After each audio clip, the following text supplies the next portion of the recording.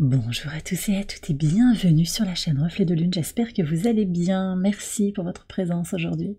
On se retrouve pour le tirage prédictif de la semaine du 13 au 19 janvier pour le signe du Capricorne, Soleil, Ascendant ou Lune en Capricorne. Alors on va voir l'énergie de votre semaine pour démarrer, il y a deux cartes qui sont venues. Vous avez l'oignon et la giroflée qui nous parlent de protection et de focus. Alors cette semaine, on me dit que vous allez être protégé pour rester bien focalisé sur vos projets, vos aspirations, faire le travail qu'il y a à faire. Alors vous avez le soleil encore dans votre signe, hein, c'est la dernière semaine, on aura un transit du soleil en Verseau le 19. C'est un peu finalement, il y a un espèce de dernier moment pour terminer, clôturer, mettre un bon coup de collier en fait pour avancer sur ce que l'on désire. Vous allez aussi mettre en place des choses pour préserver votre énergie, hein, je pense, par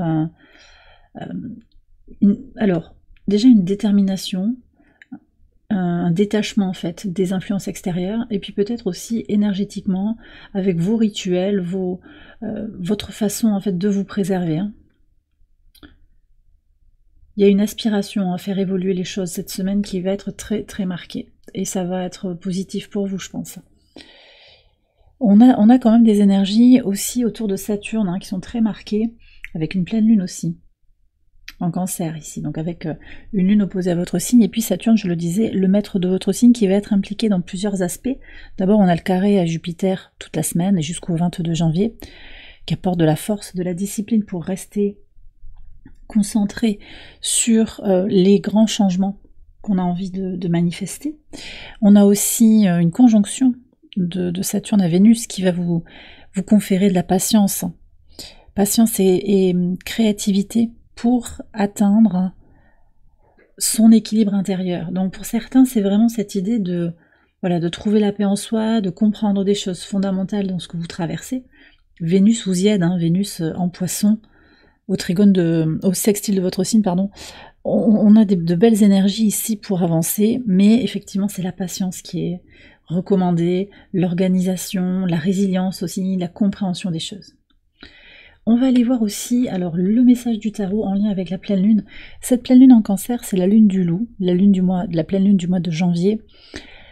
Elle est tournée vers l'écoute de sa sagesse intérieure et un examen de ses désirs profonds. Ce sera l'occasion de prendre confiance en soi avec cette lune en Cancer, pleine lune en Cancer, de pardonner et de se connecter à des énergies de gratitude. Alors, qu'est-ce que vous avez à savoir? Vous avez le 10 d'épée et la reine de bâton. J'ai le sentiment que cette pleine lune va être l'occasion pour vous de mettre un point final à une situation, une relation, un état d'esprit.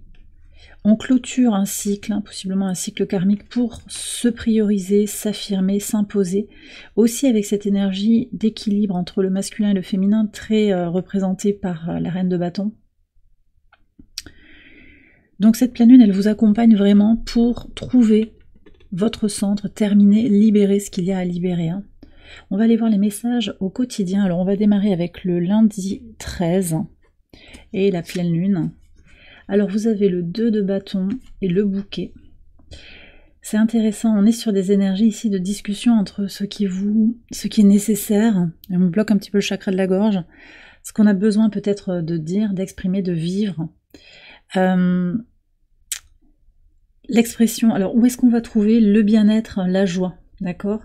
Il y a peut-être des choix à faire, du tri. Alors possiblement, du tri, j'en ai parlé dans les relations, on a quelque chose qui va se conclure, dans les relations, dans les situations, mais aussi du tri dans les objets qui vous encombrent. C'est peut-être l'occasion de démarrer la semaine sur du désencombrement, de vous séparer de cet objet qui est chargé émotionnellement, chargé énergétiquement, qui a existé dans un contexte particulier et dont vous devez vous libérer. Ça va libérer la parole, ça va libérer la créativité aussi, je pense. Ok, alors sur le mardi 14, qu'est-ce que vous avez? Ça c'est votre énergie, soleil en Capricorne, ici 4 de denier avec les nuages. Alors, il peut y avoir des questions matérielles hein, sur cette journée du mardi. Une question d'épargne, ou une somme d'argent qui est pas forcément facile à retrouver, à récupérer, il peut y avoir ça, mais aussi un manque de vision sur ce que vous préservez ou pas.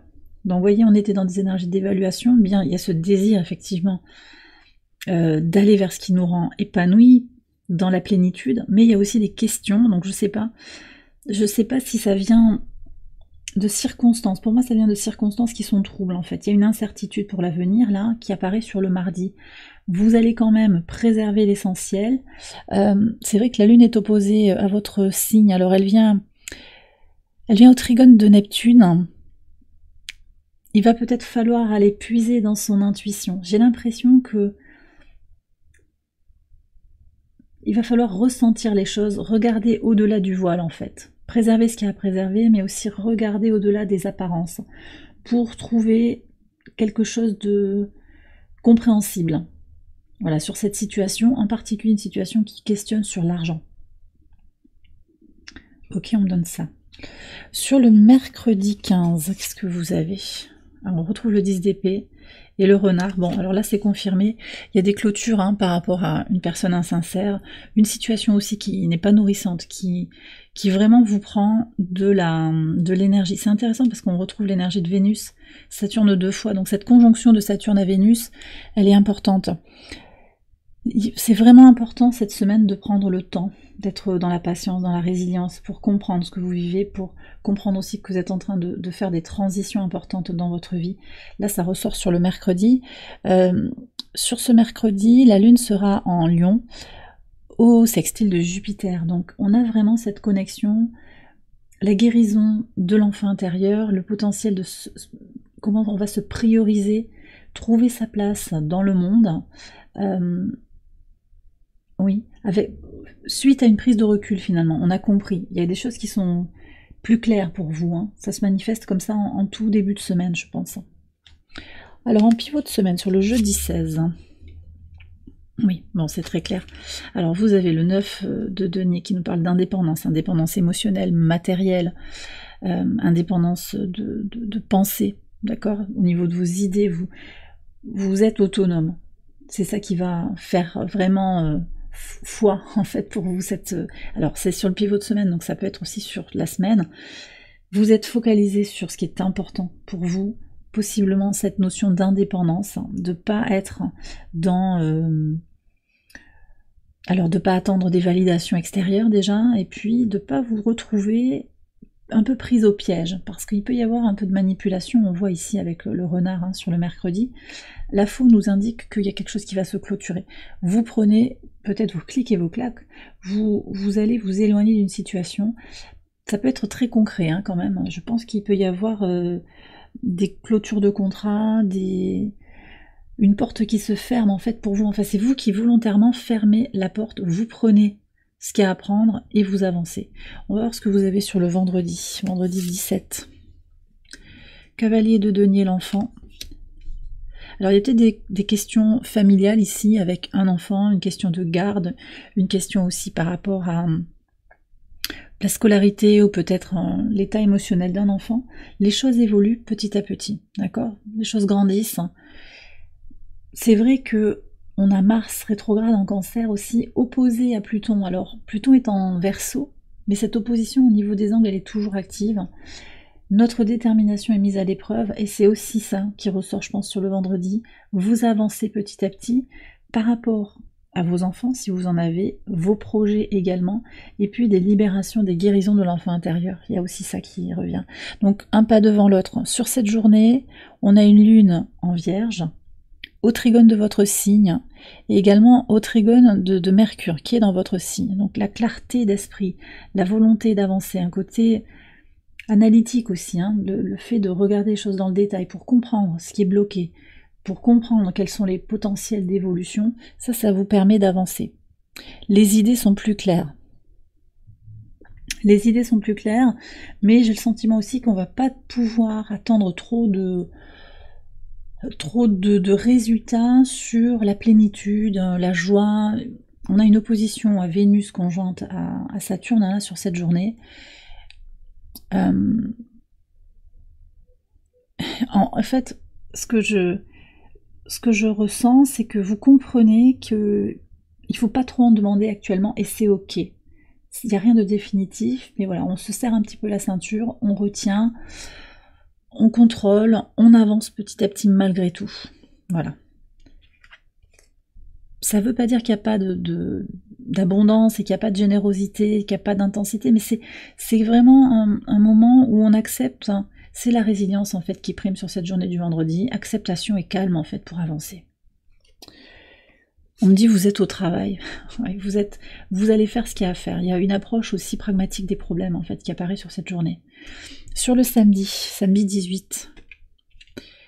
Alors, le 5 de coupe et les souris. Alors, il peut y avoir quelque chose qui vous est retiré sur cette journée. Vous en perdez votre latin peut-être.